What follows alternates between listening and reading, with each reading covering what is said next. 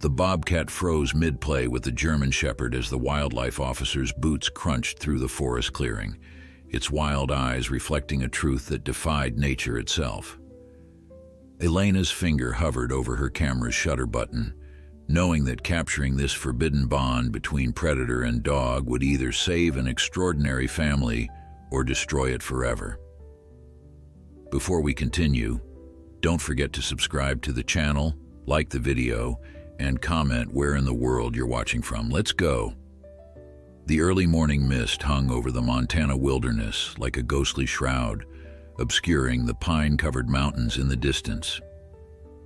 It was in this ethereal landscape that wildlife photographer Elena Reyes found herself, camera poised, breath held, waiting for the perfect shot. At 34, Elena had built her reputation capturing the raw, untamed beauty of North America's most elusive predators. But on this crisp autumn morning, her quest for the perfect bobcat photograph was about to take an unexpected turn. The distinct snap of a branch breaking shattered the silence. Elena froze, her finger hovering above the shutter button. Through her telephoto lens, she caught a flash of tawny fur with distinctive black spots. A bobcat, the very creature she'd spent 3 days tracking. The animal moved with liquid grace through the undergrowth, its muscular body low to the ground, ears alert to every sound. Elena's heart pounded as she adjusted her focus, preparing to capture what would surely be the centerpiece of her upcoming gallery exhibition. But something was wrong. The bobcat's behavior seemed off. Instead of the cautious, solitary movements typical of its species, this one moved with an almost playful abandon. And then Elena saw why. The bobcat wasn't alone. Following close behind, their tongues lolling and tails wagging, were 3 dogs, a German Shepherd, a Border Collie, and what appeared to be a Husky mix. The bobcat stopped, turned, and did something that made Elena question her sanity. It play-bowed to the dogs, initiating a game of chase that sent them all crashing through the forest in a blur of fur and excited yips.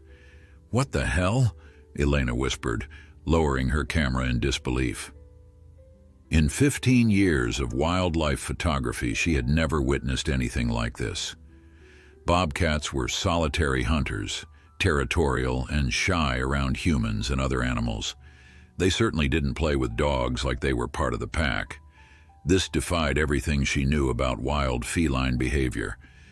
Curiosity overriding caution, Elena followed the unusual group, careful to maintain her distance. The animals led her through dense forest for nearly a mile before emerging into a clearing. At the far end stood a modest cabin, smoke curling from its chimney against the backdrop of mountains. The dogs bounded toward the structure with the bobcat right alongside them, moving with the same excited energy as its canine companions. On the cabin's porch, a man appeared, tall and weathered, with a full beard streaked with gray. He greeted the animals with affectionate rubs, the bobcat weaving between his legs just like the dogs, accepting his touch with what Elena could only describe as domestic contentment. Taking a deep breath, Elena stepped out from the tree line. Immediately, all 4 animals turned toward her, the dogs alert but not aggressive, the bobcat watching with curious golden eyes. The man straightened, shading his eyes against the morning sun. "I was wondering when you'd introduce yourself," he called out, his voice carrying easily across the clearing. "Been watching you follow them for the last quarter mile." Embarrassed at being caught, Elena approached slowly, her camera hanging at her side. "I'm sorry for trespassing. I'm Elena Reyes, wildlife photographer. I was tracking bobcats when I saw..." She gestured at the bizarre menagerie on his porch. "I've never seen anything like this." The man's weathered face broke into a smile. "Not many have. Name's Daniel Blackwood. And this," he gestured to the bobcat now sitting calmly beside the Border Collie, "is Wiley." "Wiley," Elena repeated, unable to take her eyes off the bobcat. Up close she could see it was a young male, perhaps 2 years old, with striking facial markings and clear, intelligent eyes. How is this possible? He's completely at ease with the dogs, with you." Daniel scratched his beard. "It's a long story. You look like you've been in the woods a while. Care for some coffee?" 20 minutes later, Elena sat at Daniel's kitchen table, a steaming mug warming her hands, while the dogs sprawled across the wooden floor. The bobcat, Wiley, had claimed a sunny spot on the windowsill, grooming himself with the fastidious care of all felines. Through the window, the mountains loomed majestic, reminding her how far she was from the bustling streets of Seattle where her gallery stood. 3 years ago, I was checking my property after a bad storm," Daniel began, settling into a chair across from her. "Found a fallen tree with a bobcat den underneath. Mother was dead, likely hit by a vehicle on the highway, and crawled back to her den to die. There were 3 kittens, no more than 2 weeks old, eyes barely open." Elena's photographer's eye couldn't help but imagine the scene, the vulnerability of wild creatures so young, the harsh reality of nature's indifference. "2 were already gone," Daniel continued, his voice softening. "But this little guy was hanging on, though barely. I've worked as a wildlife rehabilitator for 20 years, specializing in predator species. Normally, I'd have contacted the wildlife authorities, arranged for proper rehabilitation with minimal human contact. But the storm had knocked out communications, roads were blocked, and this little one needed immediate care." "So you took him in," Elena supplied, watching as Wiley jumped down from the windowsill to join the border collie, the 2 touching noses in greeting. "Had no choice. But here's where it gets interesting." Daniel leaned forward. "My female shepherd, Nova, had just weaned a litter, still had milk, still had that mother instinct running strong. When I brought the bobcat kitten home, she immediately adopted him, started cleaning him, letting him nurse. By the time the roads cleared, and I could have turned him over to a wildlife center, he'd already imprinted, not on humans, but on dogs." Elena watched in amazement as Wiley stretched out beside the husky mix, their breathing falling into synchronized rhythm. "That's extraordinary, but isn't it dangerous? He's still a wild animal." Daniel shook his head. "That's the thing. Wiley doesn't know he's a bobcat. In his mind, he's a dog. He was raised by dogs, learned dog behaviors, dog communication.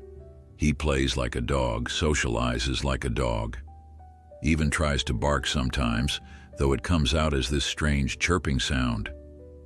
As if to demonstrate, Wiley raised his head and made a noise that was indeed somewhere between a bobcat's natural cry and a dog's bark.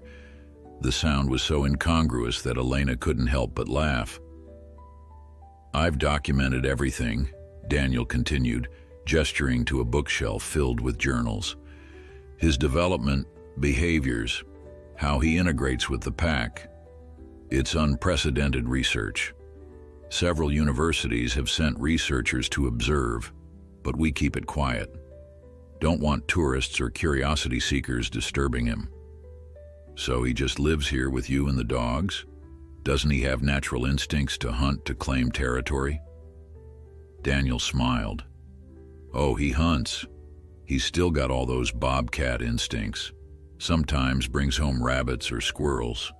But he brings them back to share, just like the dogs might bring back a stick. And as for territory, this property is his territory, shared with his pack. He marks boundaries alongside the dogs." Elena's mind raced with the implications. A wild predator, not just habituated to domestic animals, but socially integrated with them, identifying as one of them. The story potential was enormous. Her fingers itched for her camera, imagining the photo series this could make. "Would you allow me to document this?" she asked. "Not for immediate publication, I understand the sensitivity, but this is remarkable. It challenges everything we understand about wildlife behavior, about the boundaries between wild and domestic." Daniel studied her for a long moment, his eyes thoughtful. "Wiley's not a circus act," he said finally. "Not a curiosity to be gawked at.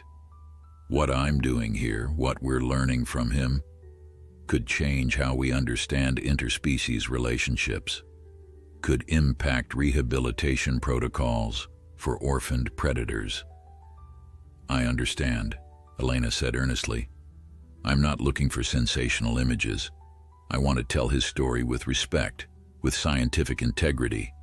No publication without your approval." Outside, Wiley had initiated a game of chase with the border collie, the two of them circling the clearing in a blur of speed and agility.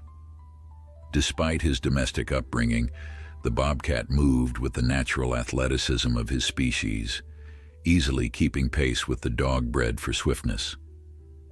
Daniel watched them through the window, pride evident in his expression. "Wiley rewrote everything I thought I knew about wildlife rehabilitation, made me question where the line between wild and tame really lies." "May I stay?" Elena asked, following his gaze to the playing animals.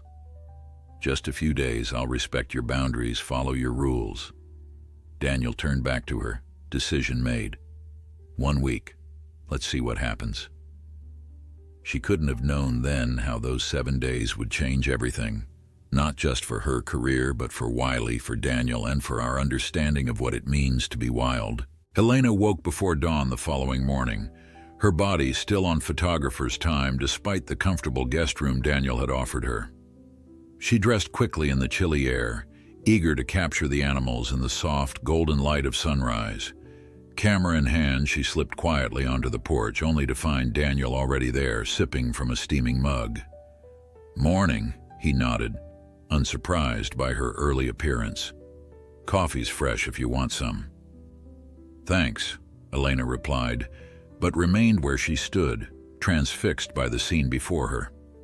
In the misty meadow beyond the cabin, Wiley was stalking through the tall grass, body low, movements precise and predatory, every inch the wild bobcat. But the object of his hunt wasn't prey. It was a worn tennis ball the German Shepherd had dropped.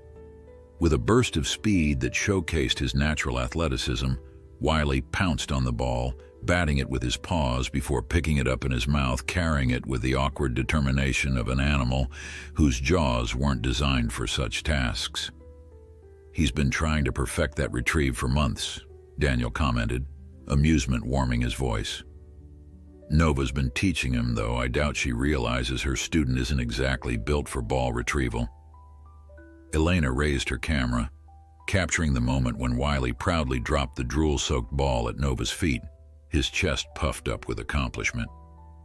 "It's like watching someone who's fluent in a language that isn't their native tongue," she observed.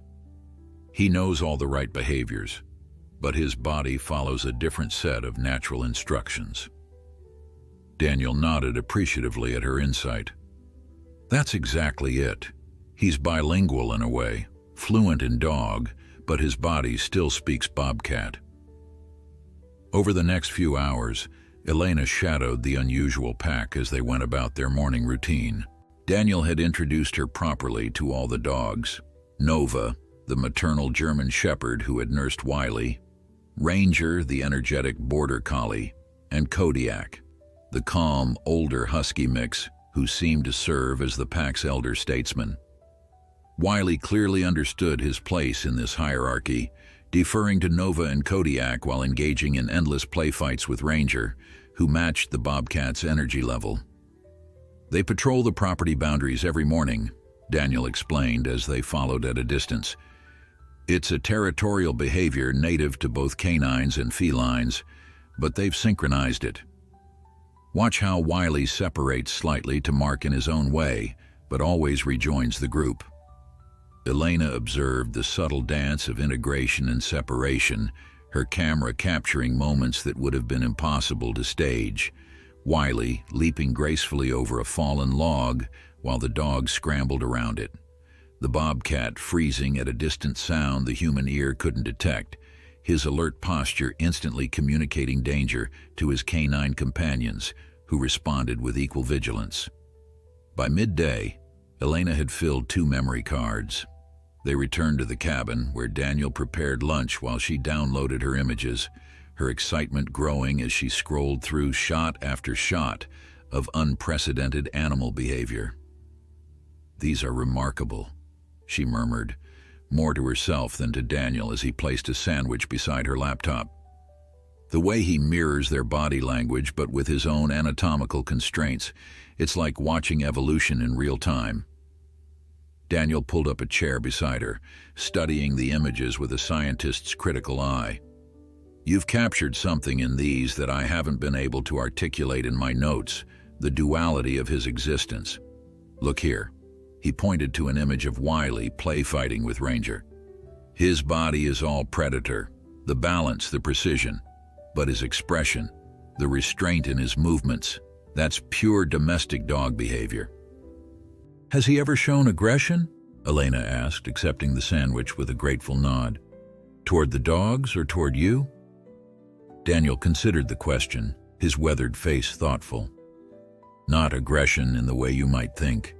He's had his moments of assertiveness, especially as he matured. There was a period when he and Ranger had some serious disagreements about who was faster, stronger, but it never escalated beyond what you'd see between the dogs themselves. And with humans, with you, he treats me like the dogs do, pack leader, provider. He accepts handling from me, basic veterinary care. Anyone else?" Daniel shrugged. "He's cautious, keeps his distance. He's not tame in the conventional sense. He's socialized to this specific pack, which includes me." Through the window, Elena watched as Wiley stretched out in a patch of sunshine beside Nova, the two grooming each other with comfortable familiarity. What happens when the dogs age, when they're gone? A shadow crossed Daniel's face. That's the million-dollar question. Bobcats live longer than dogs, potentially 15, 16 years in protected conditions. Nova's already 8, Kodiak's 10. He sighed, running a hand through his graying hair. "I've introduced younger dogs carefully over the years, hoping to maintain the pack structure. But there's no precedent for this. We're in uncharted territory." The weight of responsibility in his voice was unmistakable. Elena understood suddenly that Wiley wasn't just a fascinating scientific case study. He was a lifetime commitment, a creature permanently caught between worlds, dependent on the careful balance Daniel had created.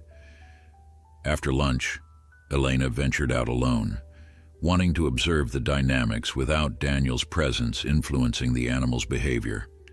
She found a spot on the edge of the clearing where she could remain relatively hidden, while still having a clear view of the cabin area. The dogs had settled for their afternoon nap, but Wiley was restless, pacing the perimeter of the clearing with purposeful attention. Elena tracked him through her lens, noting how he would occasionally stop to scent the air, his wild instincts clearly active despite his unusual upbringing. Then, something changed. His body language shifted, becoming more concentrated, more intensely focused on something in the forest, beyond Elena's position.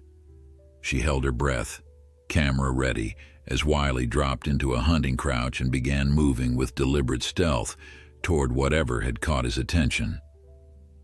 For 20 minutes, Elena documented his hunt, the patient stalking, the careful placement of each paw, the absolute focus that seemed to transform him from domestic companion to wild predator in the blink of an eye. When he finally pounced, disappearing momentarily into a dense thicket, Elena waited, wondering what he might emerge with. The answer came moments later as Wiley trotted proudly back toward the cabin, a rabbit hanging limp from his jaws. Elena expected him to settle somewhere private to consume his catch, typical bobcat behavior. Instead, Wiley carried his prize directly to the porch where the dogs were now rousing from their nap and dropped the rabbit in the center of the group. What followed defied everything Elena knew about feline behavior. Rather than guarding his kill, Wiley stepped back, allowing Nova first access to the rabbit. The German shepherd sniffed the offering, took a small bite, then moved aside. Each dog approached in turn, following the same ritual, before Wiley finally reclaimed what remained and began to eat. "It's a gift offering." Daniel's voice came quietly from behind her. Elena started, so absorbed in the scene that she hadn't heard his approach. In wild wolf packs, hunters bring food back to share with the group. He's mimicking that behavior, reinforcing his place in the pack. "But bobcats don't share," Elena whispered, her camera clicking rapidly to capture the extraordinary interaction. "Wiley doesn't know that," Daniel said simply. "He knows what he's learned from his family, and his family shares." As the sun began its descent toward the mountain peaks, casting long shadows across the clearing, Elena realized she was witnessing something that challenged the very foundations of what scientists believed about the rigid boundaries between wild and domestic, between instinct and learned behavior. And she was only beginning to understand just how remarkable Wiley's story truly was. By the third day of her stay, Elena had fallen into the rhythm of life at Daniel's remote cabin. Each morning began with the patrol, the unusual pack marking their territory with synchronized precision. Afternoons were spent observing Wiley's interactions with the dogs, documenting behaviors that defied conventional wildlife knowledge. Evenings brought quiet conversations with Daniel by the fireplace, his decades of experience with wild animals providing context for what they'd observed during the day. "So why haven't you published any of this?" Elena asked that evening, reviewing her day's photographs while Daniel prepared a simple dinner of pasta and venison, the latter from his own hunting, he'd explained, necessary to supplement his modest income from occasional wildlife consultation work. Daniel stirred the sauce thoughtfully before answering. "Published research requires peer review, verification, replication. Wiley is one case, extraordinary, but still just one case. The scientific community would demand more evidence before accepting such a radical challenge to established behavioral theories. But your journals, your observations, they're meticulous. Surely that counts for something." In the wrong hands, Wiley becomes a sensation, a curiosity, not a breakthrough in understanding cross-species socialization. Daniel tasted the sauce, added a pinch of herbs. "I've shared my findings with select colleagues, researchers I trust, but mainstream publication? That would bring attention Wiley doesn't need." Elena understood his caution. As a wildlife photographer, she'd seen how public fascination could destroy the very subjects people claimed to admire. Yet as she scrolled through her images, Wiley sleeping in a dog bed, Wiley attempting to howl alongside Kodiak, Wiley submissively rolling onto his back when playfully corrected by Nova, she couldn't help feeling that this story deserved to be told. "What if we controlled the narrative?" she suggested. "A careful, scientifically accurate photo essay with limited distribution, educational institutions, wildlife rehabilitation centers, conservation organizations." Daniel placed a bowl of pasta before her, his expression thoughtful. "Maybe. After you finish your week here, let me see what you've captured.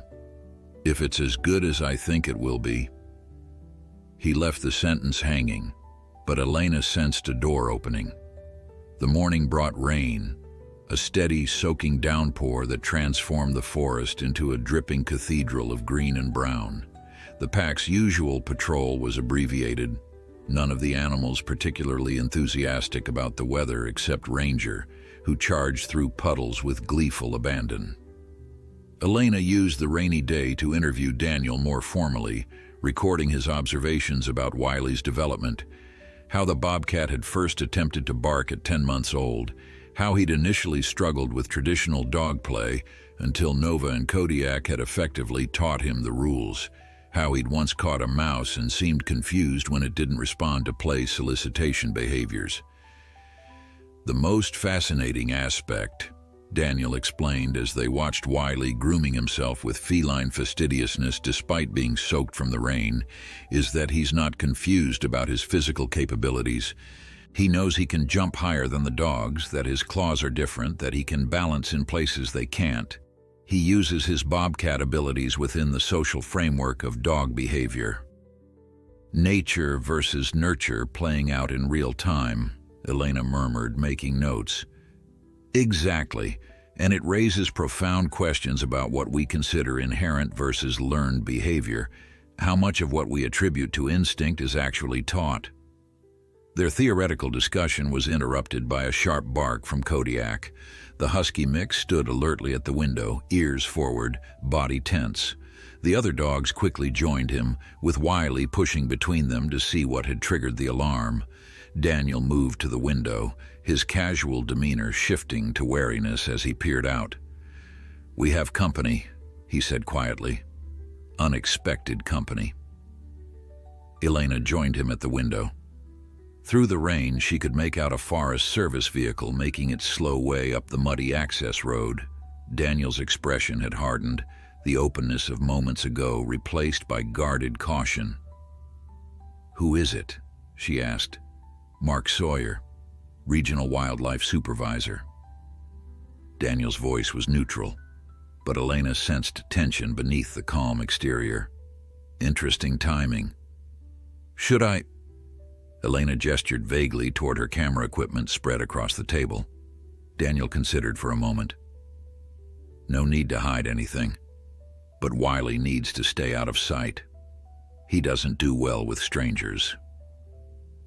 As if understanding, Wiley had already retreated from the window, slipping out through the dog door that led to a covered portion of the porch. The dogs remained vigilant, watching as the vehicle pulled up beside Daniel's truck. "Wait here," Daniel instructed, grabbing a rain jacket from a hook by the door. Elena watched through the window as he stepped out to meet the Forest Service officer, a tall, stern-looking man whose uniform was partially concealed by a green rain poncho. The conversation appeared tense from the start. Though she couldn't hear the words exchanged, Elena could read the body language, Daniel's defensive posture, the officer's authoritative stance. After several minutes, both men glanced toward the cabin, and Elena quickly stepped back from the window, not wanting to appear as though she were spying. When Daniel returned, water dripping from his jacket onto the wooden floor, his expression was grim. "We might have a problem," he said, hanging the wet jacket back on its hook. "What kind of problem?" Elena asked, aware of the dogs crowding around Daniel as if sensing his distress. "Someone reported seeing a pet bobcat on my property. Made a formal complaint to the wildlife department." He ran a hand through his damp hair in frustration. "Mark's here to investigate. Says they've received photos." Elena felt a chill that had nothing to do with the rainy weather. "Photos? From where?" He didn't say. Could be a hiker who spotted us during a patrol. Could be someone with a telephoto lens who got lucky. His eyes met hers with sudden suspicion. "Or it could be someone leaked your presence here." "How many people knew where you were going, Elena?" "Just my assistant," she replied quickly. "I needed someone to reschedule my appointments, but Jess would never—" "Intentions don't matter," Daniel cut her off.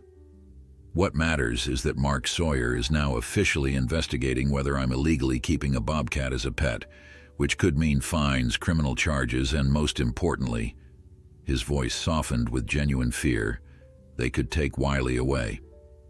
"Can they do that? He's not exactly a pet. He's a rehabilitation case."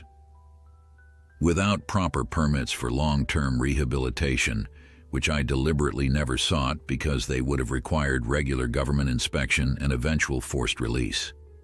Daniel shook his head. "Legally, I'm in troubled waters." "What did you tell him?" "That I occasionally work with injured wildlife for short-term rehabilitation, but don't currently have any animals other than my dogs. He wants to inspect the property tomorrow morning." Daniel looked toward the door that led to the porch. "Wiley will need to stay hidden." Elena processed this development, mentally reviewing the hundreds of photographs she'd taken over the past 3 days, irrefutable evidence of exactly what the wildlife officer was investigating. Will Wiley understand that he needs to stay away? He understands stay, Daniel said, but he's never had to hide for an extended period, and he's bonded to this pack. Separation causes him distress. He sank into a chair, suddenly looking older than his years. 3 years without incident, and now, outside, the rain continued to fall. Through the window, Elena could see Wiley sheltered under the porch overhang, pressed against Nova's side, unaware that his unique existence hung in the balance. The bobcat who thought he was a dog had inadvertently become the center of a controversy that could tear apart the only family he'd ever known. "I'll help," Elena heard herself say. "Whatever you need to protect him, I'll help." Daniel looked up, studying her with those keen eyes that had observed animals for decades. "Why? You came here for a story." "I came here for truth," she corrected him. "And the truth is, Wiley belongs here. With his pack. With you." As the storm intensified outside, Elena realized her week of observation had become something far more complicated and potentially much more dangerous than she had ever anticipated. Dawn broke with reluctant gray light filtering through lingering clouds. The rain had stopped sometime in the night, leaving behind a world of dripping leaves and muddy earth. Elena found Daniel already awake, nursing a cup of coffee at the kitchen table, maps and property surveys spread before him. "Did you sleep at all?" she asked, noting the dark circles under his eyes. "Not much," he admitted, pushing a mug toward her. "Been working on a plan. Mark will be here by 9. We need to move Wiley before then." Elena studied the maps as she sipped her coffee. They showed Daniel's property, larger than she'd realized, nearly 100 acres of forested land butting up against a rocky ridge to the east. "There's an old hunting cabin here." Daniel pointed to a spot nearly 2 miles from the main house. "It's basic but weatherproof.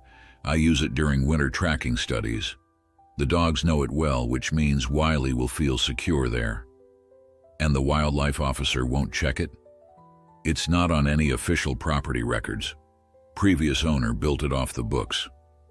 Daniel folded the map decisively.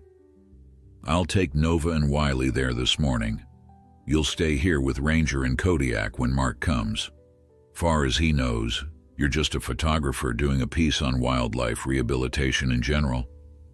Elena nodded, understanding the implied request to lie to a government official. Under normal circumstances, her journalistic integrity might have balked, but these were not normal circumstances. "What can I do to help?" "Pack some supplies while I get the animals ready. There's a backpack in the mudroom." Outside, the dogs were engaged in their usual morning activities, oblivious to the tension gripping their human companions. Wiley sat on the porch railing, a feat none of the dogs could manage, watching a squirrel with focused attention, his tail twitching with instinctive predatory interest. When he spotted Elena, he made that peculiar chirping sound that was his version of a greeting bark. "Hey, buddy," she said softly, reaching out slowly to let him sniff her hand before gently scratching behind his ears. After 3 days, the bobcat had grown comfortable enough with her to accept such contact, though he still maintained a reserved distance compared to his openness with Daniel. From the mudroom, Elena gathered supplies according to Daniel's instructions: food, water, first aid kit, sleeping bag. As she worked, she noticed photographs pinned to the bulletin board by the door, images spanning what appeared to be decades of wildlife work. Daniel as a much younger man releasing a rehabilitated hawk. Daniel kneeling beside an injured wolf. Daniel with various colleagues in field research settings. One photo in particular caught her eye. Daniel, perhaps 10 years younger, standing beside a striking woman with auburn hair and kind eyes. Between them sat a younger Nova and 2 other dogs Elena didn't recognize. They looked happy, a family united by their love of animals and wild places. My wife, Catherine. Elena startled, not having heard Daniel approach. He was looking at the photograph with an expression of such profound loss that she immediately understood. She was a veterinarian, he continued unprompted, specialized in wildlife medicine. We worked together for 15 years. What happened? Elena asked gently. Cancer, 4 years ago. His voice was matter-of-fact, but the pain behind the words remained raw. She was the one who taught me that rehabilitation isn't just about physical healing. It's about understanding the psychology of the animal, respecting its nature while helping it adapt to changed circumstances. Elena suddenly understood with perfect clarity why Wiley meant so much to Daniel, not just as a scientific case study, but as a living embodiment of Catherine's philosophy, perhaps even the last rehabilitation project they had planned together. She would have loved Wiley, Daniel said, confirming Elena's intuition. Would have understood exactly what makes him special. The moment of vulnerability passed as quickly as it had appeared. Daniel straightened, his focus returning to the immediate crisis. We need to move, Mark's usually punctual. They worked efficiently after that, Elena finishing the packing while Daniel gathered what Wiley would need for an extended stay away from home. The Bobcat seemed to sense something unusual was happening, staying closer to Nova than normal, his golden eyes tracking Daniel's movements with apparent concern. Nova, Daniel called, his tone commanding but gentle. The German shepherd immediately came to attention, ears forward. Guard. It was clearly a command the dog knew well. Nova moved to Wiley's side, assuming a protective posture. Daniel attached a lead to her collar, then turned to Elena. We'll go through the backwoods. With luck, we'll be at the cabin before Mark arrives. If he asks, tell him I'm checking trail cameras and we'll be back by noon. That should give us enough time. Elena nodded, surprised by the sudden tightness in her throat as she watched Daniel prepare to leave. After just 3 days, she had grown attached to the unusual family unit, human, dogs, and the Bobcat who bridged both worlds. Be careful, she said, handing him the packed backpack.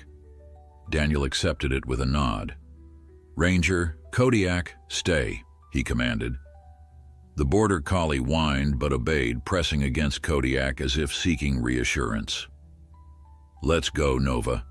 The German shepherd moved toward the tree line, Wiley naturally falling into step beside her without need for commands or restraint. Daniel followed, pausing once to look back at Elena, his expression conveying both gratitude and warning. Be careful what you say. Then they were gone, swallowed by the dense forest that surrounded the cabin. Elena spent the next hour tidying away any evidence of Wiley's presence.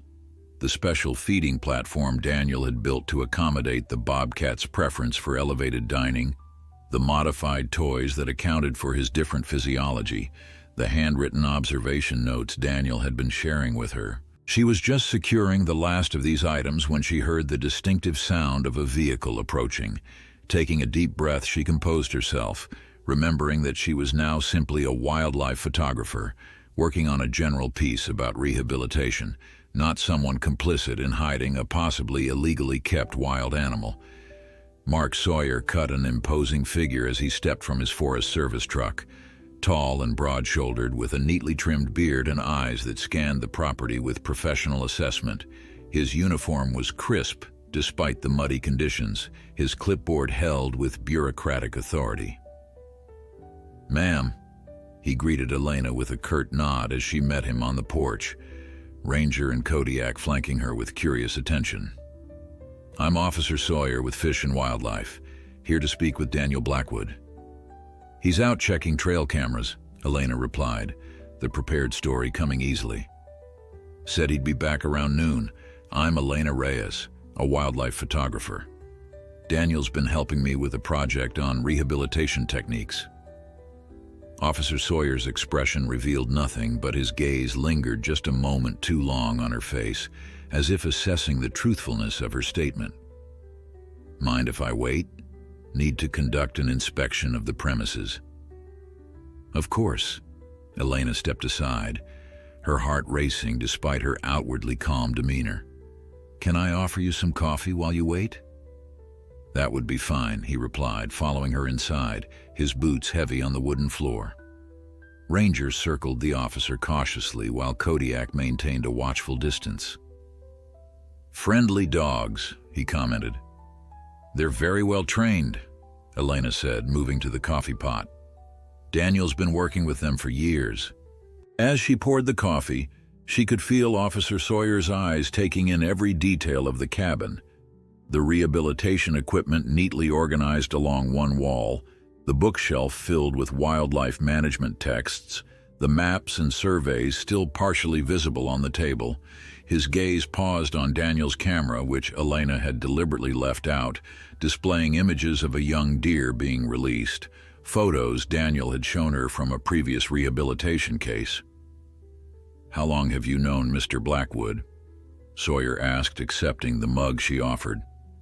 Professionally, for several years, Elena replied, the half-truth coming easily. His work is well respected in wildlife photography circles. Officer Sawyer nodded, sipping his coffee. And have you observed him working with any wild felids during your stay here? Mountain lions, bobcats, that sort of thing? The direct question caught Elena off guard, though she'd been expecting something similar. No, she said, meeting his eyes steadily. Just the documentation of past cases he's shared with me. The lie felt heavy on her tongue, her journalistic integrity battling with her desire to protect Wiley. Meanwhile, somewhere in the forest, Daniel was hurrying to hide the very evidence that would prove her a liar. Officer Sawyer set down his coffee mug and pulled a photograph from his clipboard. I'd like to show you something, Ms. Reyes. He slid the image across the table. Elena's stomach dropped as she looked at a grainy but unmistakable picture of Wiley walking alongside Nova at the edge of the clearing.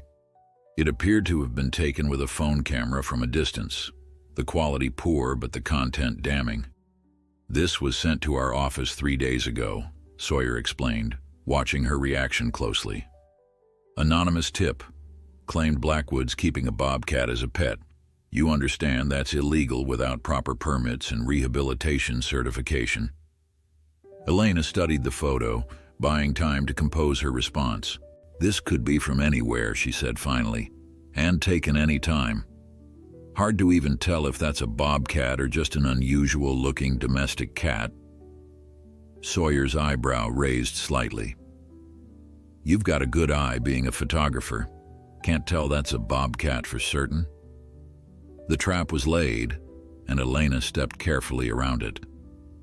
In this quality, I wouldn't stake my professional reputation on it.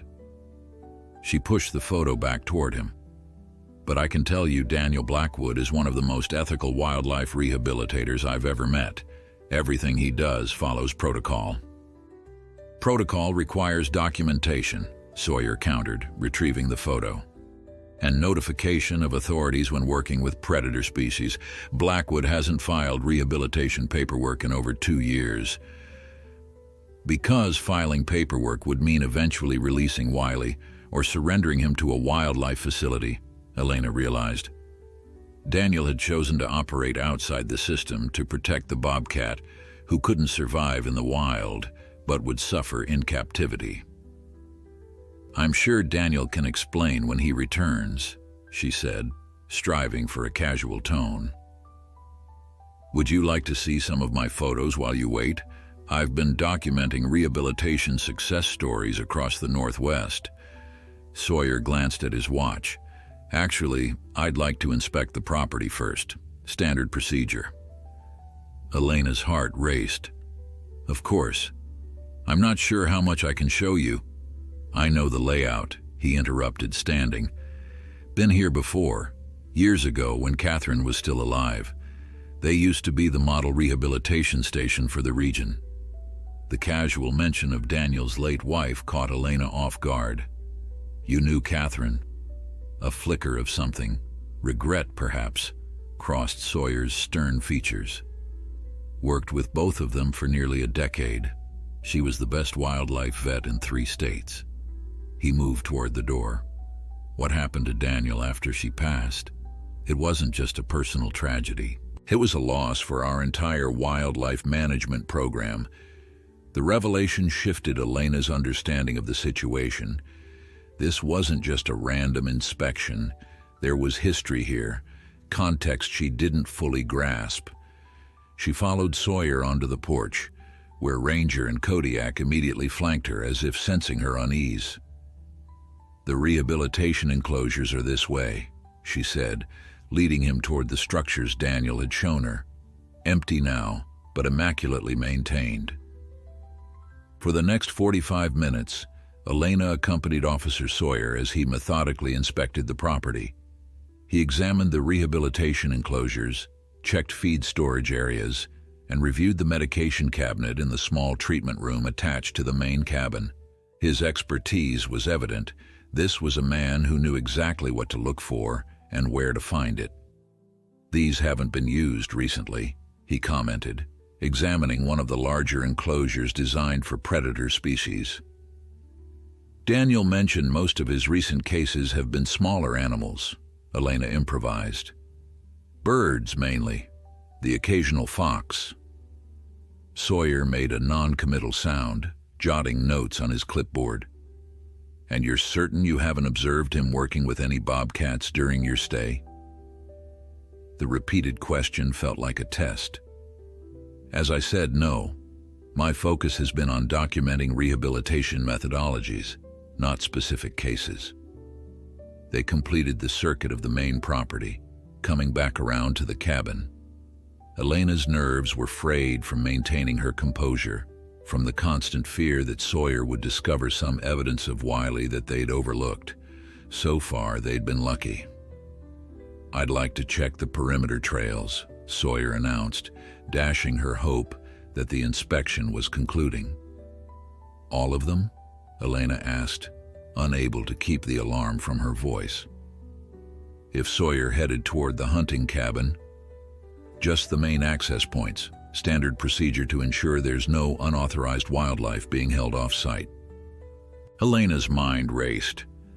Wouldn't it be better to wait for Daniel? He knows the trails better than I do. "I know these woods, Ms. Reyes." Sawyer's tone was polite but firm. "Been patrolling them for 20 years. Meanwhile, deep in the forest, Daniel crouched beside Nova, listening intently. The German shepherd's ears were pricked forward, her body tense with alertness. Beside her, Wiley mimicked the posture, his spotted coat blending remarkably well with the dappled forest shadows. Something had spooked them, not uncommon in woods filled with deer, elk, and the occasional black bear. But Daniel's instincts, honed by decades in the wilderness, told him this was different. Human presence, perhaps.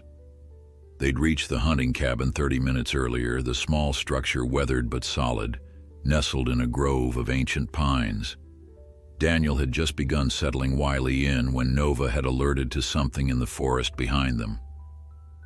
Now they waited, frozen in the underbrush as the sound of footsteps grew closer.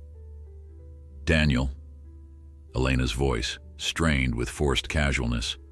"Are you out here?" Relief flooded through him, followed immediately by concern. If Elena was here, who was watching the wildlife officer? She emerged into view, Ranger trotting beside her, and Daniel's blood ran cold, Officer Mark Sawyer following close behind. "There you are," Elena called out, her eyes communicating a desperate warning. "We've been looking everywhere. Officer Sawyer had some questions about your rehabilitation work." Daniel stood slowly, keeping his body positioned to block any view of Wiley, who thankfully had the instinct to stay low and still. Nova remained at Daniel's side, her body language relaxed but vigilant. "Mark," Daniel acknowledged the officer with a nod. "Wasn't expecting an inspection today." "Complaint came in," Sawyer replied, his experienced gaze sweeping the area around them. "Anonymous tip about a pet bobcat." Daniel forced a laugh. A pet bobcat? Seriously? You know better than that, Mark. I haven't even had a rehabilitation case involving a bobcat in years. The lie hung in the air between them. Daniel was acutely aware of Wiley's presence just yards away, hidden in the underbrush, Nova standing guard. One wrong move, one sound from the bobcat, and everything would unravel.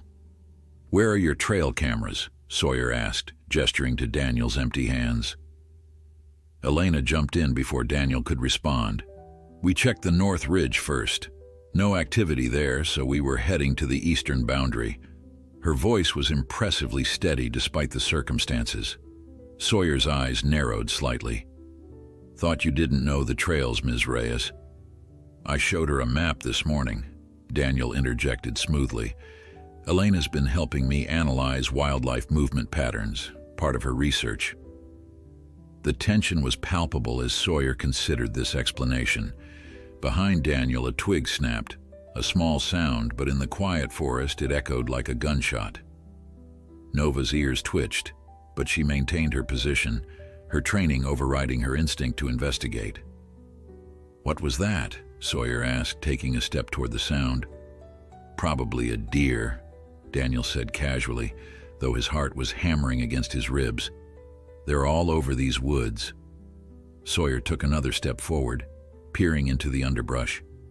Daniel exchanged a quick glance with Elena, whose face had gone pale with anxiety. If Sawyer found Wiley now, there would be no explaining it away, no plausible deniability.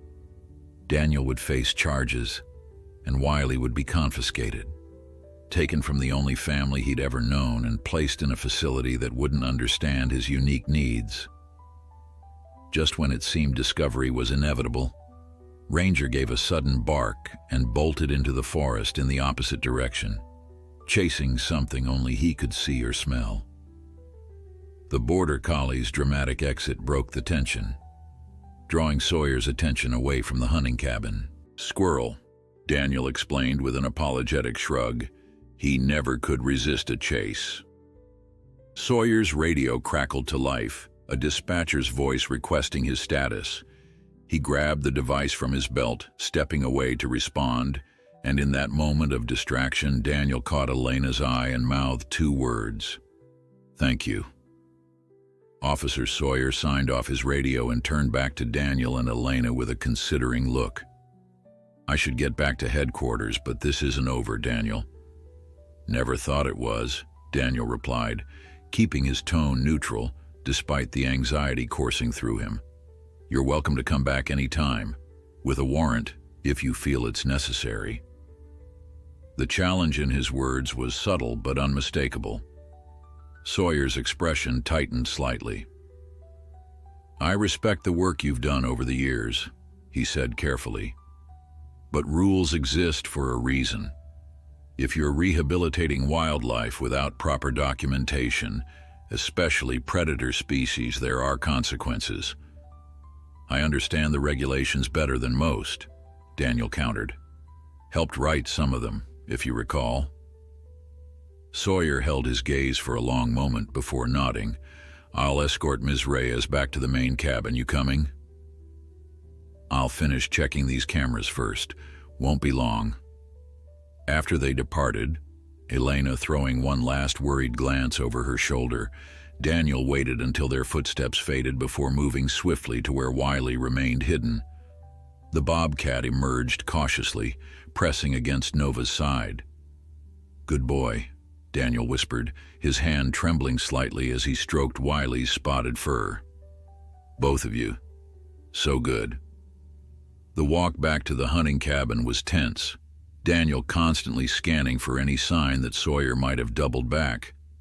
Only when they were safely inside the small structure did he allow himself to exhale fully. Wiley immediately began exploring the cabin, sniffing every corner with feline curiosity while Nova settled by the door, alert and watchful. "We're staying here tonight," Daniel told them, unpacking the supplies Elena had gathered, "maybe longer." He'd built the hunting cabin years ago with Catherine, a simple one-room structure with a wood stove, sleeping platform, and basic amenities. Dust covered most surfaces now, He hadn't used it since last winter's tracking study, but it remained weather-tight and secure. Most importantly, it was off all official property maps. As he arranged their makeshift camp, Daniel's mind raced. The anonymous tip couldn't have been coincidental. Someone had seen Wiley and reported him. But who? They had no close neighbors, and Daniel was always careful during their patrols, avoiding areas where hikers might venture. Elena's arrival complicated things further. He trusted her intentions now, but her presence had undeniably drawn attention. A noted wildlife photographer suddenly spending time at a remote cabin was bound to spark curiosity. Back at the main cabin, Elena watched Officer Sawyer's vehicle disappear down the access road with mingled relief and apprehension. The inspection had ended without discovery, but Sawyer's parting words made it clear this was merely a reprieve, not a resolution. Kodiak nudged her hand, his wise old eyes seeming to understand her distress. "I know, boy," she murmured, scratching behind his ears. "We need to help them." She spent the next hour securing the cabin, washing the coffee mugs and erasing any remaining evidence of Wiley's presence. Only when she was certain everything was in order did she call Ranger to her side. "Find Daniel," she commanded, hoping the border collie would understand. Ranger tilted his head, then trotted to the door, looking back expectantly. Elena grabbed her camera bag and a jacket, then followed him into the forest. The dog moved with confidence, clearly familiar with the path to the hunting cabin despite the lack of clear trail. They arrived to find Daniel chopping wood outside the small structure, his rhythmic movements speaking of long practice. He paused mid-swing when he spotted them, relief evident in his posture. "Sawyer's gone," Elena called as they approached. "For now, at least." Daniel nodded, embedding the axe in the chopping block. "How did it go after I left?" He asked more questions about my project, why I chose to document your work specifically. Elena set down her camera bag. "I think he suspects something, but he doesn't have proof." "Yet," Daniel added grimly, leading her into the cabin. Inside, Wiley and Nova were curled together on a worn sleeping bag, the Bobcat's spotted form contrasting with the German Shepherd's solid coloring. They both looked up at Elena's entrance, Wiley making his distinctive chirping sound in greeting. "He seems comfortable here," Elena observed, the photographer in her immediately assessing the perfect composition they made, wild and domestic, predator and companion intertwined in trusting slumber. "We've spent time here before during winter tracking studies." Daniel filled a bowl with water for the animals. "But never more than a night or two. This is different." "How long do you think you'll need to stay?" Daniel's expression was grim. "Hard to say. Sawyer's persistent when he gets something in his sights. And this," he gestured to Wiley, "this isn't a simple violation. If they determine I've been keeping a bobcat without rehabilitation permits, I could lose my wildlife handling credentials completely, might even face criminal charges." "There has to be a way to protect Wiley legally," Elena insisted, sinking onto the cabin's only chair. "Special permits, exemptions for research purposes?" "I've explored every option," Daniel said heavily, leaning against the rough-hewn table. "Bobcats are regulated as fur-bearers in this state. Long-term keeping without educational permits isn't allowed, and those permits require facilities open to the public, regular inspections. But Wiley's case is unique. He's not just a captive bobcat. He's a scientific breakthrough in interspecies socialization, which I've never officially documented," Daniel reminded her. 3 years of journals with no peer review, no oversight committee, no official status. Scientifically worthless by conventional standards. Elena's journalistic instincts flared. "Then we document it now. Properly. My photographs, your notes, testimony from respected wildlife biologists. We build a case for Wiley as a special research subject deserving protected status." Daniel studied her with new intensity. "Why would you do that? You came here for a few days of photography. not to get entangled in a legal battle with wildlife authorities. Because this matters, Elena said simply. Wiley matters. What you've discovered through him matters. I've documented wildlife around the world, Daniel, but I've never seen anything like the relationship between Wiley and these dogs. It challenges everything we think we know about the boundaries between wild and domestic animals. Before Daniel could respond, Wiley suddenly raised his head, ears swiveling toward the cabin door. Nova followed suit, a low growl building in her throat. Daniel moved instantly to the window, peering cautiously through the dirty glass. "Vehicle," he said tensely, "coming up the access road to the main cabin." Elena joined him at the window. Through the trees, they could just make out a dark SUV that was definitely not Officer Sawyer's Forest Service truck. "Expecting anyone?" she asked, already knowing the answer. Daniel shook his head, his expression darkening. "No, and this time of year, we don't get random visitors." "Could be more wildlife officers," Elena suggested. "Sawyer calling for backup."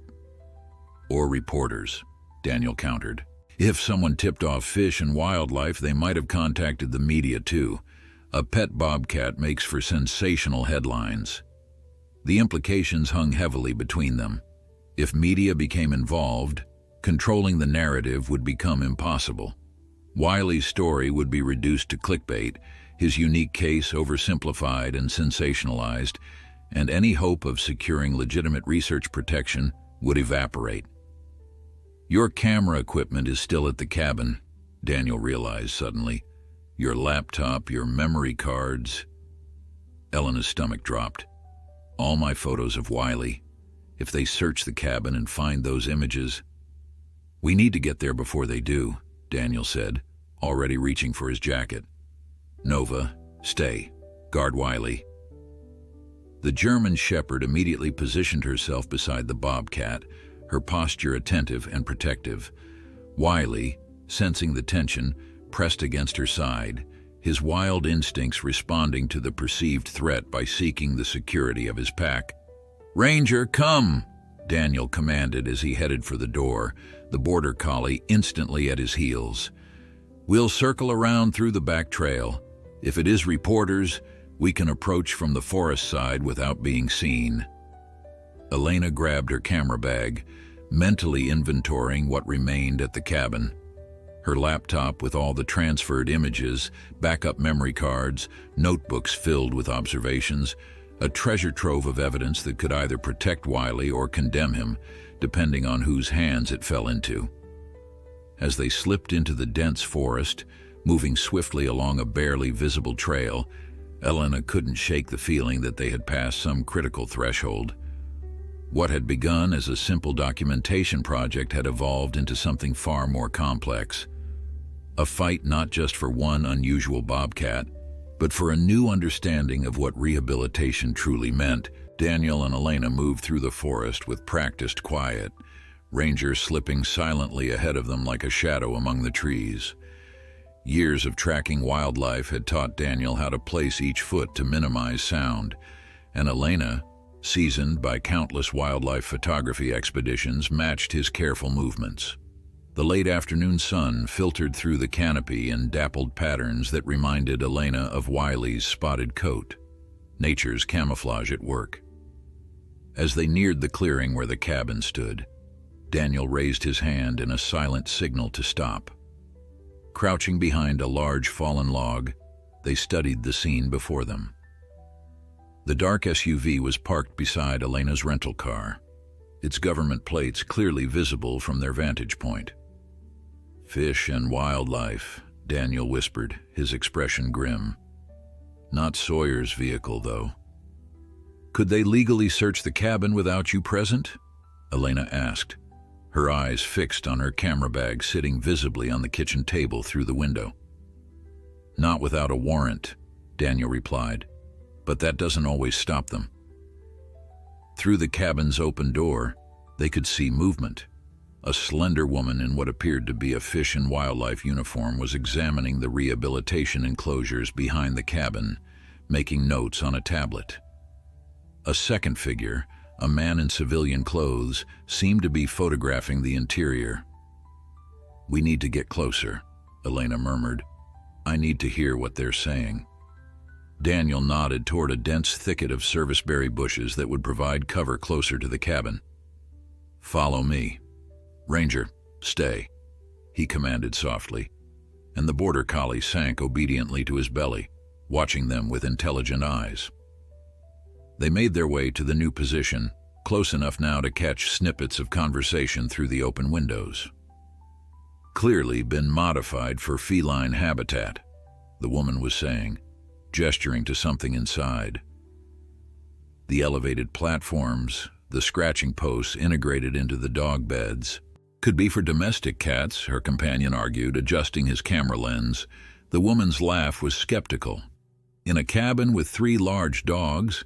And look at these." She held up what Elena recognized with a jolt as one of Wiley's toys, a reinforced ball designed to withstand claws much stronger than any house cat's. "These aren't standard pet store items." Daniel tensed beside Elena, his jaw clenching. "Dr. Rebecca Livingston," he whispered. "Regional wildlife biologist. Used to work with Catherine." "Friend or foe?" Elena asked, not taking her eyes off the cabin. "Complicated," Daniel replied cryptically. "The man I don't recognize." Inside, Dr. Livingston moved to Elena's laptop, which sat closed on the desk in the corner. Elena held her breath as the biologist ran her fingers along the edge of the computer, as if considering opening it. "We shouldn't be here without Blackwood or an explicit warrant," the man said, lowering his camera. "This feels like overreach, Becca." "Mark Sawyer is convinced Daniel's hiding something," Livingston replied, moving away from the laptop to Elena's relief. "He's been operating off-grid since Catherine died, Tim. No official rehabilitation cases filed, no research published, but his reputation in the field hasn't diminished.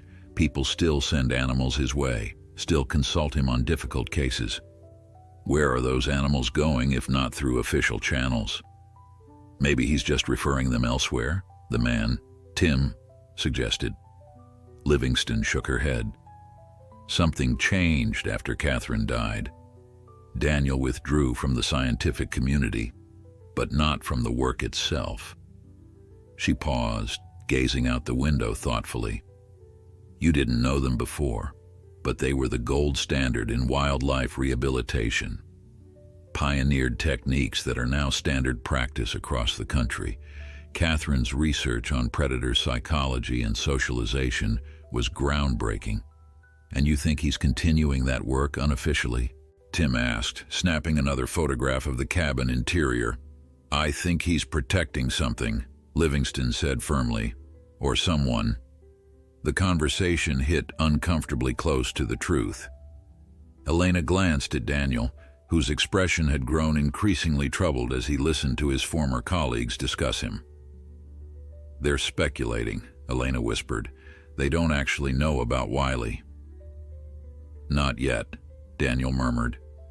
"But Rebecca's smart. If anyone could piece it together from observation alone, it's her." Inside, Livingston paused at the bulletin board, examining the photographs pinned there.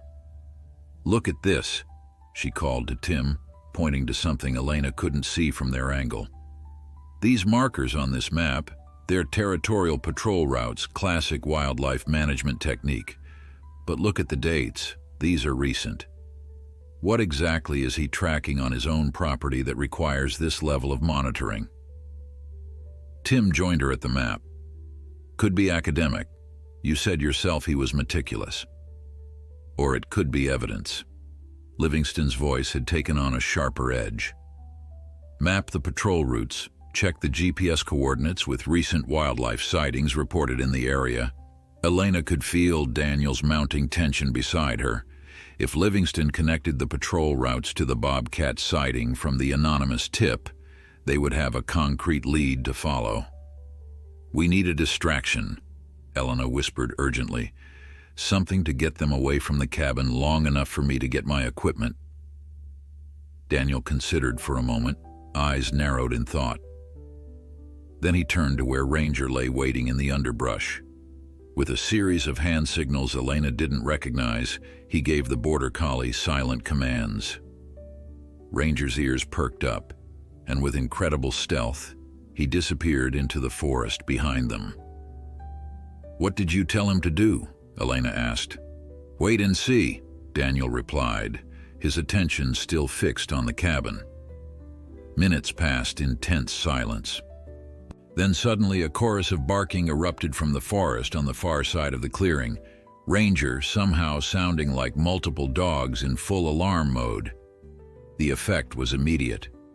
Both Livingston and Tim moved to the window, then to the porch, trying to identify the source of the commotion. "Could be someone approaching," Tim suggested, shouldering his camera. "Or something," Livingston added. "Bear, maybe. Those don't sound like friendly barks." After a moment's hesitation, they both moved toward the sound, Livingston pausing only to close the cabin door behind them. "Now," Daniel hissed, and they burst from their hiding place, racing across the clearing to the cabin's back entrance. Inside, Elena moved with swift efficiency, gathering her laptop, memory cards, and notebooks, while Daniel collected the maps and any evidence of Wiley from the bulletin board. "Here," Elena said, pulling a memory card from her camera bag. "This has the most explicit photos of Wiley with the dogs. If anyone saw these, there'd be no explaining them away." Daniel pocketed the card just as they heard footsteps returning to the cabin. With no time to escape, they exchanged a panicked glance before Daniel pointed to the small pantry off the kitchen. They squeezed inside, pulling the door nearly closed, leaving just enough space to see through a narrow crack. Livingston entered first, scanning the room with the sharp-eyed attention of a trained observer. "Something's different," she said, moving to the desk where Elena's laptop had been moments before. "Probably just jumpy after those dogs," Tim replied, but his tone was uncertain. "This whole thing feels off, Becca. We should just come back with Sawyer. Do this by the book." Livingston didn't respond immediately, her gaze roaming the cabin as if trying to identify what had changed. From their hiding place, Elena could see her laptop strap protruding from her hastily packed bag on the floor beside her feet. If Livingston came any closer to the pantry, the biologist took a step in their direction, then paused as her phone rang. She checked the screen before answering. "Dr. Livingston." "Yes, Mark. We're at Blackwood's place now. No sign of him or the photographer. Some evidence of recent wildlife activity, but nothing conclusive." She listened for a moment, then sighed. "Understood. We'll head back now." Ending the call, she turned to Tim. "Sawyer wants us back at headquarters. Says we need a proper warrant before proceeding." "Told you," Tim muttered, already heading for the door. Livingston lingered, her gaze sweeping the cabin one final time. "Daniel," she said softly, as if speaking to the absent owner, "what are you hiding out here?" Then she was gone, the cabin door closing firmly behind her. Daniel and Elena remained frozen in the pantry, hardly daring to breathe until they heard the SUV's engine start and the sound of tires on gravel fade into the distance. That was too close. Elena exhaled, her heart still pounding as they emerged from their hiding place. Daniel nodded grimly, helping her gather the remaining equipment. "And it's going to get closer. Rebecca Livingston doesn't give up easily, especially when her scientific curiosity is piqued." He paused, something like reluctant respect in his voice. "She was Catherine's protege, you know. Brilliant researcher in her own right." "Is that why she's complicated?" Elena asked, recalling his earlier description. Daniel's expression turned distant. "After Catherine died, Rebecca wanted to continue their joint research. I wasn't ready. Shut her out along with everyone else." He shook his head. "Now she thinks I'm hiding something because I wouldn't let her in." "You were hiding something," Elena pointed out gently. "You still are." Yes, Daniel acknowledged, but not for the reasons she thinks. He looked out the window toward the forest where, miles away, Wiley and Nova waited in the hunting cabin. We need to move quickly. Get the rest of your gear and meet me at the truck. We can't stay here tonight. They'll be back, and next time they'll have a warrant. Night had fallen by the time they finished loading Daniel's truck with essential supplies: food, water, medical kits for both humans and animals, clothing, and all of Elena's photographic equipment. The plan had come together during hurried preparation. They would retrieve Wiley and Nova from the hunting cabin, then drive north to a remote research station in the Kootenai National Forest where Daniel had worked years earlier. It's maintained by the University of Montana, he explained as they navigated the dark forest trail, flashlights casting long shadows among the trees. Used primarily in summer for field studies. This time of year it's empty. And you have access? Elena asked, adjusting her heavy backpack. Catherine and I designed the station's wildlife monitoring systems. I still have keys. He paused, adding quietly, "No one's revoked my access yet." The hunting cabin appeared ahead, a dark silhouette against the night sky. As they approached, Nova's welcoming bark greeted them, followed by Wiley's distinctive chirping call. Daniel whistled softly, a signal the animals clearly recognized, as Nova immediately appeared in the doorway, Wiley close beside her. "Good girl," Daniel murmured, kneeling to greet them both. "You kept him safe." Elena watched the reunion, struck once again by the unusual family bond between man, dogs, and Bobcat. In the beam of her flashlight, Wiley's eyes reflected with wild luminescence, a reminder of his true nature despite his domesticated behavior. "Will they be okay riding in the truck?" she asked as they gathered the supplies they'd left at the cabin. Daniel nodded. "Nova and Wiley will ride in the extended cab. Ranger and Kodiak are used to the truck bed with the camper shell." He secured the cabin door behind them, taking one last look around. "With luck, we'll be back when this blows over." The forest seemed to close around them as they made their way back to the main cabin where the truck waited. Every shadow held potential discovery, every snapping twig the possibility of authorities returning earlier than expected. Elena found herself hyper-aware of Wiley moving beside them, his natural stealth a blessing as they crept through the underbrush, avoiding the main trails.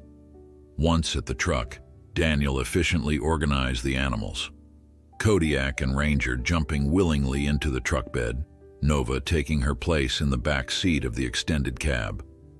Wiley hesitated briefly, scenting the unfamiliar vehicle before following Nova inside, trusting her guidance. "He's traveled by vehicle before?" Elena asked, securing her camera equipment in the footwell. "A few times," Daniel replied, starting the engine. Generally not his favorite experience, but Nova keeps him calm. They pulled away from the cabin without headlights, using only the ambient moonlight, until they reached the main forest road. Elena glanced back at the darkened cabin, the place that had been her home for less than a week, but had changed the course of her life in ways she was only beginning to understand. "It feels like we're fugitives," she said softly. "In a sense, we are," Daniel acknowledged, his profile stern in the dim dashboard light. "I'm violating wildlife regulations, and now you're aiding and abetting." The gravity of their situation settled between them as the truck wound through the mountain roads. In the back seat, Nova had positioned herself so that Wiley could press against her side, the Bobcat's eyes wide but trusting as he experienced the unfamiliar motion and sounds of the vehicle. An hour into the journey, Elena's phone chimed with an incoming email. She opened it, then inhaled sharply. "What is it?" Daniel asked, glancing away from the road momentarily. "It's from my assistant, Jess." Elena's voice tightened as she read the message. "A reporter from Wildlife Today contacted her asking for confirmation that I'm working on a story about a rehabilitator keeping a bobcat as a pet. They're planning a feature article." Daniel's hands gripped the steering wheel harder. How would they know to connect you to this? I don't know, Elena admitted. Jess says she never mentioned anything specific about my assignment here. She scrolled through the email. The reporter claimed to have a source inside Fish and Wildlife, said they had photographic evidence. The anonymous tip, Daniel concluded grimly. Someone's building a story, and they're gathering pieces to support it. I need to call Jess, find out exactly what was said, Elena decided, already dialing. The call went to voicemail, and she left a brief message asking her assistant to share any information about the inquiry. They drove in tense silence after that, both aware that their window of opportunity was closing. Whatever anonymity they might have had was evaporating with each passing hour. It was past midnight when they finally reached the research station, a cluster of rustic cabins surrounding a larger central building, all dark and shuttered for the off-season. Daniel parked behind the main structure, concealing the truck from the rarely used access road. Home sweet home, he said without humor, killing the engine, at least temporarily. The animals seemed relieved to exit the vehicle, stretching and exploring their new surroundings with cautious interest. Wiley stayed close to Nova, his movements precise and alert as he took in the unfamiliar scents and sounds of the new territory. Inside the main building, Daniel activated the emergency generator, bringing dim light to the Spartan interior. The station was basic but functional. A large common area with research tables, a small kitchen, simple sleeping quarters, and what appeared to be a rudimentary laboratory space. I need to make some calls, Daniel said, pulling an ancient-looking satellite phone from a locked cabinet. People who might help us get ahead of this situation. Elena nodded, setting up her laptop on one of the research tables. And I need to organize these photos, start structuring the documentation. If we're going to make a case for Wiley as a research subject, we need compelling evidence. As Daniel stepped outside with the satellite phone, Elena immersed herself in her images, organizing them chronologically to show Wiley's integration with the dog pack. Her photographer's eye had captured subtle interactions that spoke volumes. The way Wiley mimicked Nova's alert posture when sensing danger, how he adjusted his powerful predator's body to play gently with the dogs, his adoption of canine social cues despite his feline instincts. She was so absorbed in her work that she didn't immediately notice when Daniel returned. His expression told her everything before he spoke. Bad news? She asked. Mixed, he replied, sinking into a chair across from her. I reached out to Dr. Michael Torres at the University of Wyoming. He's doing groundbreaking work on cross-species socialization in captive predators. He's interested in Wiley's case, thinks it could provide valuable data for his research. That sounds promising, Elena ventured cautiously. It is. With his backing, we might secure legitimate research status for Wiley. Daniel ran a hand through his hair, exhaustion evident in every line of his face. But there's a catch. Torres can't move quickly through official channels. We'd need to prove Wiley's case is unique enough to warrant special consideration, and that would require bringing him to the university's research facility for assessment. Taking him away from the dogs? From you? Elena understood immediately why this posed a problem. Temporarily, at least. Daniel's gaze drifted to where Wiley lay curled against Nova near the wood stove, the two animals breathing in synchronized rhythm. And there's no guarantee he'd be allowed to return to this living situation, even with research authorization. Torres was clear. The standard protocol would be a specialized wildlife education facility. The implications hung heavy in the air. Scientific validation might protect Wiley from the worst consequences of discovery, but it would almost certainly end the very relationship that made his case so extraordinary. There's something else, Daniel added, his voice lowering. Torres mentioned that Rebecca Livingston contacted him yesterday, asking if he had any knowledge of unusual rehabilitation cases involving bobcats in Montana. She's connecting the dots, Elena, and she's good at what she does. Outside, the wind picked up, branches scraping against the station's metal roof. In the dim light of the generator-powered lamps, their situation seemed suddenly more precarious, trapped between exposure and a solution that would destroy what they were trying to protect. "How long do we have?" Elena asked. "Before Livingston finds us? Before Fish and Wildlife issues a seizure order for an illegally kept predator?" Daniel shook his head. "Days, maybe, not weeks." "Then we don't have much time," Elena said, turning her laptop to show him the image collection she'd organized. "We need to tell Wiley's story, the real story, before someone else tells it wrong." Dawn broke over the research station with pale golden light that illuminated the frost-covered ground. Elena had worked through the night, organizing her photographs and drafting the narrative that would accompany them. Daniel had fallen asleep at one of the research tables, his notes and journals spread around him. Kodiak stretched protectively at his feet. Wiley and Nova had claimed a corner near the wood stove, while Ranger maintained a vigilant watch by the window. Elena stood to stretch, her body stiff from hours hunched over her laptop. She moved quietly to the small kitchen area to make coffee, pausing to watch Wiley as he slept. In repose, the Bobcat looked remarkably wild, his powerful limbs, the distinctive facial ruffs, the spotted coat that evolved for camouflage in forest shadows. Yet his body was curled tightly against Nova's side, his head tucked under her chin in a position of absolute trust. The coffee machine's gurgle roused Daniel, who blinked groggily before orienting himself to their surroundings. "What time is it?" he asked, voice rough with sleep. "Just after 6, Elena replied, pouring 2 mugs of coffee. "I've been thinking about something all night." She brought the coffee to the table, sliding 1 mug toward him.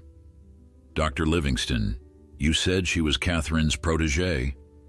Daniel nodded, accepting the coffee gratefully. They worked together for years. Rebecca was brilliant, dedicated. Catherine saw herself in her. And after Catherine died, she wanted to continue their research. "But you shut her out," Elena prompted gently. Pain flickered across Daniel's face. "I shut everyone out, the work. It was too entangled with Catherine. I couldn't bear to continue it without her." "Until Wiley," Elena observed. "Until Wiley," he agreed, his gaze drifting to the sleeping animals. "Finding him. It felt like Catherine had sent him. A reminder that the work mattered, even without her." Elena considered this as she sipped her coffee. "What if we brought Dr. Livingston here, showed her Wiley, explained the situation?" Daniel stared at her as if she'd suggested setting the building on fire. "You want to invite the very person who's investigating me for wildlife violations to our hideout?" "I think we need an ally with scientific credibility," Elena reasoned. "Someone who understood Catherine's work and could appreciate what Wiley represents. From what you've said and what I overheard at the cabin, Rebecca Livingston fits that description. Or she reports us immediately and Wiley gets confiscated while I face charges," Daniel countered, his tone hardening. "She seemed genuinely concerned about you," Elena persisted. "Not just about catching you in a violation. There was, I don't know, a personal investment in finding out what you've been doing." Daniel was silent for a long moment, absently stroking Kodiak, who had risen to place his head on Daniel's knee. "Catherine always said Rebecca had the heart of a true scientist, pursuit of knowledge above all else." He sighed heavily. "It's a massive risk, Elena." "So is doing nothing," she replied. "They're going to find us eventually. Wouldn't you rather control how Wiley's story is revealed and to whom?" Before Daniel could respond, Ranger gave a low, warning bark from his position by the window. Both humans tensed, exchanging alarmed glances. "Stay here," Daniel whispered, moving to peer cautiously through the dusty glass. His shoulders immediately sagged. "Too late for debate. She's here." Elena joined him at the window. A Forest Service truck was parked in the clearing before the station, and Dr. Rebecca Livingston was emerging from the driver's side, alone. Her expression was determined as she surveyed the building, clearly having spotted Daniel's truck despite their attempt to conceal it. "How did she find us so quickly?" Elena asked, her heart racing. "GPS tracker on my vehicle, most likely," Daniel replied grimly. "Standard fish and wildlife procedure for tracking team movements. I should have thought of that." "What do we do?" Daniel watched as Livingston approached the main entrance, her purposeful stride speaking of absolute confidence. "We don't have much choice. Better to face this head-on." He moved to the door, pausing only to instruct the animals, "Nova, Wiley, stay," before stepping outside to meet his former colleague. Elena remained in the doorway, close enough to hear their conversation, but maintaining distance as an observer. "Didn't expect a house call this far north, Rebecca," Daniel said, his voice carrying a forced casualness that didn't match his rigid posture. Dr. Livingston stopped several feet away, her expression a complex mix of professional determination and personal concern. "Didn't give me much choice with your disappearing act, Daniel." Her gaze shifted to the building behind him. "Going to invite me in?" "Depends on why you're here." "Officially, following up on a wildlife violation report." Her tone softened slightly. "Unofficially, trying to understand what the hell is going on with a colleague I used to respect." Daniel's stance remained defensive. "And you came alone? No backup, no wildlife officers with seizure orders?" "I wanted to see for myself first," Livingston replied.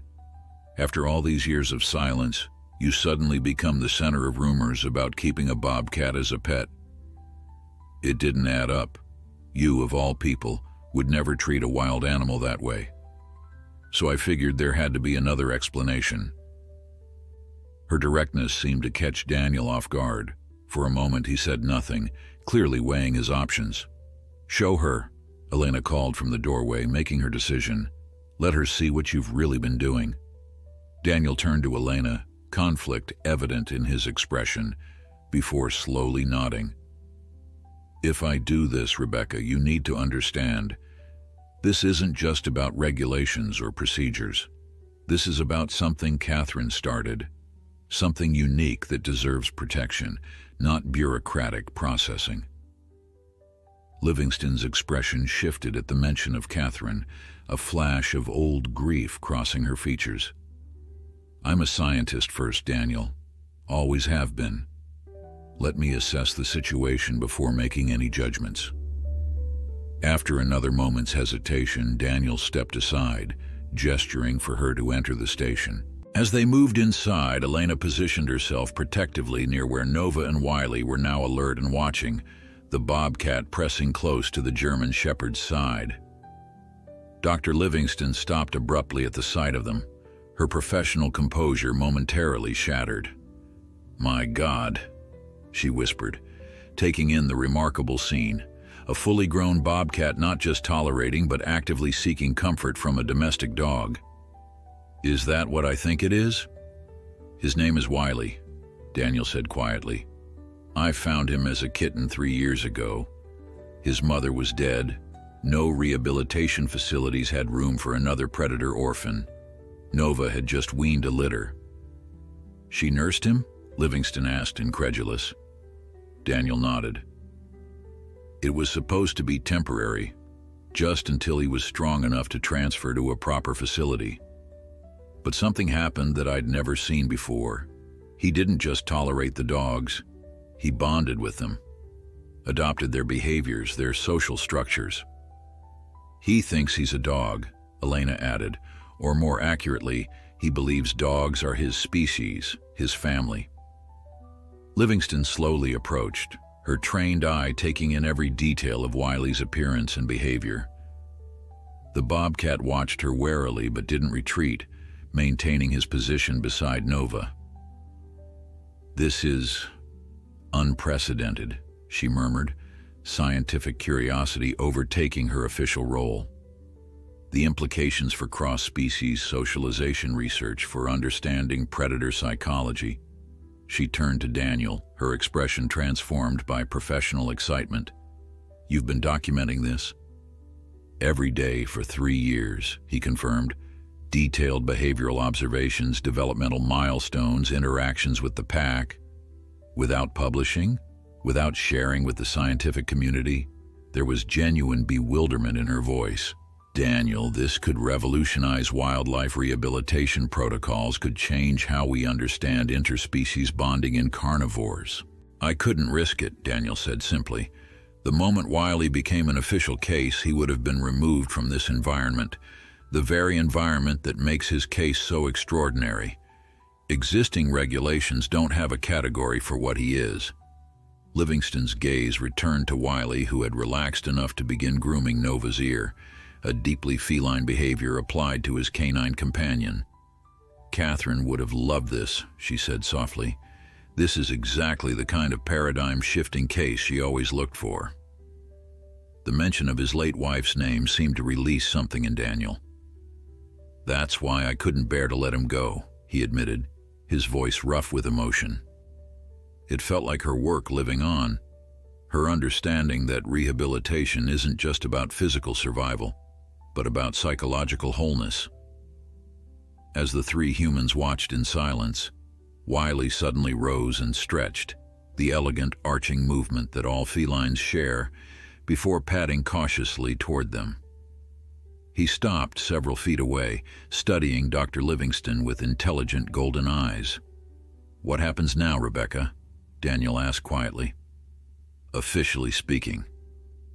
Dr. Livingston's gaze moved from Wiley to Daniel, her expression shifting from scientific wonder back to professional assessment. "Officially?" she sighed. "Officially, I'm obligated to report an unpermitted rehabilitation case involving a protected predator species. You know the regulations as well as I do, Daniel." The weight of those words settled heavily in the room. Daniel's shoulders slumped, his hand instinctively reaching toward Wiley, who remained watching them with alert curiosity.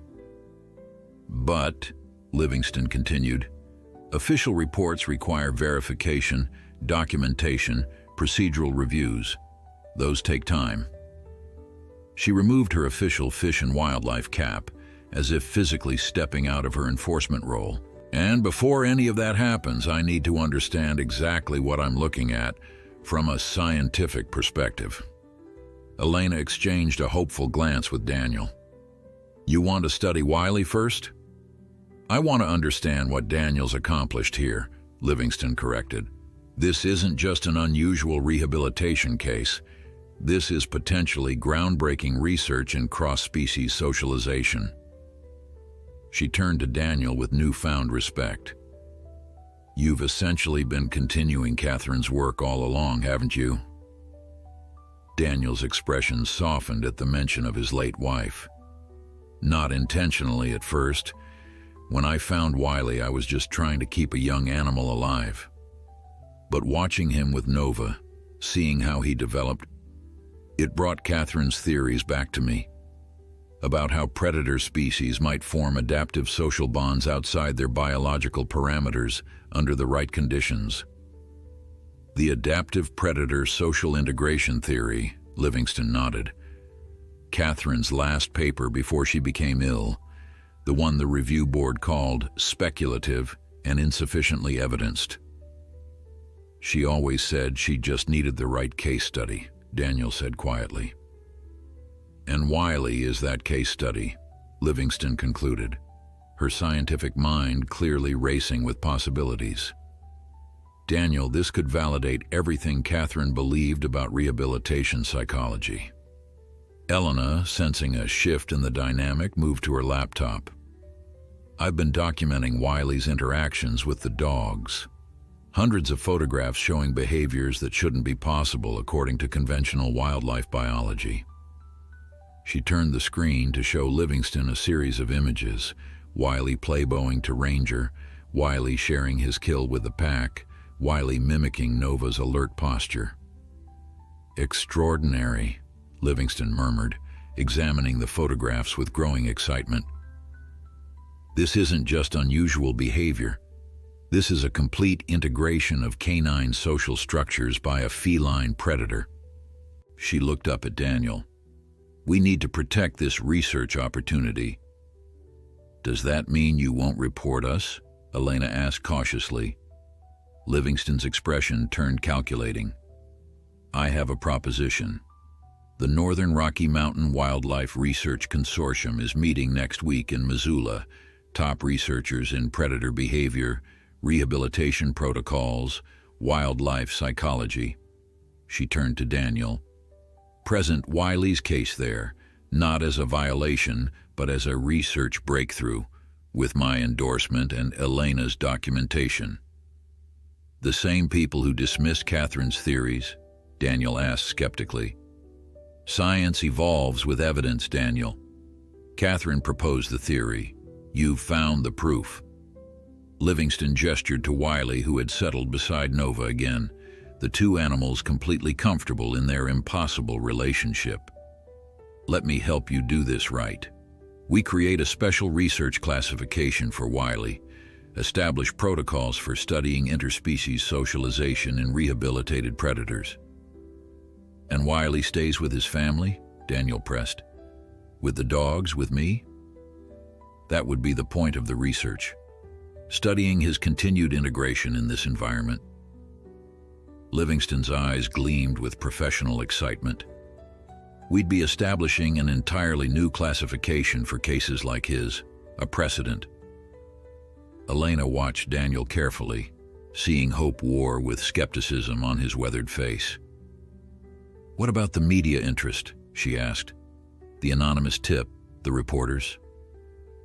We control the narrative, Livingston said firmly. Present it as an intentional, groundbreaking research project rather than a regulatory violation. The scientific community loves a paradigm shift, and the media loves a good animal story. Win-win. For the first time since they'd fled the cabin, Daniel's expression lightened. Catherine always said you were the most politically savvy scientist she'd ever met. I learned from the best, Livingston replied with a sad smile. She'd want her work to continue, Daniel. She'd want Wiley to matter beyond just one extraordinary case. The three humans spent the next several hours outlining their approach, the research parameters, the presentation for the consortium, the careful framing of Wiley's story for both scientific and public consumption. Elena's photographs would provide the visual evidence, Daniel's meticulous journals the behavioral data, and Livingston's scientific credibility, the institutional backing they needed. As evening approached, Livingston prepared to leave. I'll start the paperwork for a special research classification, she said, gathering her notes. You two get the presentation together. And Daniel. She paused at the door, her expression softening. Catherine would be proud, not just of the research, but of how you protected Wiley. She always said good science required both brilliance and heart. After she departed, Elena and Daniel stood in silence for a moment, processing the unexpected turn of events. Do you trust her? Elena asked finally. Daniel watched the Forest Service truck disappear down the access road. Rebecca was Catherine's choice to carry on her work. I was too caught in my grief to see it then, but yes, I trust her scientific integrity. He turned to where Wiley was engaged in a gentle wrestling match with Ranger, the Bobcat moderating his natural strength to match his canine playmate. And she's right. Catherine would want this, would want Wiley's story told properly. 6 months later, Elena stood in her Seattle gallery, surveying the crowded opening night of her new exhibition, Family Dynamics, the Bobcat Who Became a Dog. The photographs lined the walls, stunning images capturing Wiley's remarkable integration with his canine family, each accompanied by scientific annotations explaining the significance of the behaviors depicted. The exhibition represented more than just artistic achievement. It was the public face of what had become known in scientific circles as the Blackwood-Harrison Integration Study. now the leading research project in cross-species socialization among predators. "Quite a turnout," Daniel commented, appearing at her side, looking almost unrecognizable in a sport coat instead of his usual field gear. Nova, wearing an official service animal vest that legitimized her presence at the gallery, stood attentively at his side. Wildlife rehabilitators, biologists, 3 university research departments, and every nature photographer in the Pacific Northwest, Elena confirmed. All here to learn about one very special bobcat. "Who's currently destroying my couch, most likely," Daniel added with a wry smile. "Ranger and Kodiak were trying to teach him to stay off the furniture when I left, not having much success." "Well, you can't expect perfect dog behavior," Elena laughed. "He is still a bobcat." "A bobcat with an identity crisis," Daniel agreed good-naturedly. "And now the poster child for a whole new approach to wildlife rehabilitation." Across the room, Dr. Livingston was speaking animatedly with representatives from the National Wildlife Federation, describing the special research facility being established at Daniel's property, the Catherine Blackwood Center for Adaptive Rehabilitation Psychology. "Did you ever imagine this outcome when you found me photographing Wiley that first morning?" Elena asked. Daniel shook his head, watching as visitors moved from photograph to photograph, their expressions shifting from curiosity to wonder as they absorbed Wiley's extraordinary story. "I was just trying to protect him. Now he's protecting others, changing how we understand rehabilitation for dozens of species." "And the ending that no one saw coming," Elena said softly, nodding toward the final wall of the exhibition where a large photograph showed Wiley, Nova, Ranger, and Kodiak arranged protectively around something small and spotted, a young bobcat kitten, recently orphaned, being gradually introduced to the unusual pack under careful scientific supervision.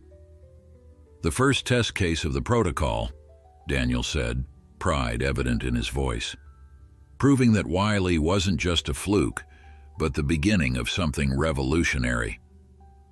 He smiled at Elena, the grief that had once seemed permanently etched into his features, now softened by purpose and renewed passion for the work. "Catherine used to say that understanding wild animals was never about changing their nature, but about recognizing how adaptable that nature could be under the right conditions. Wiley taught us that family isn't about species," Elena said, capturing in words the theme that defined her photographs. "It's about connection, about belonging, sometimes in the most surprising forms imaginable."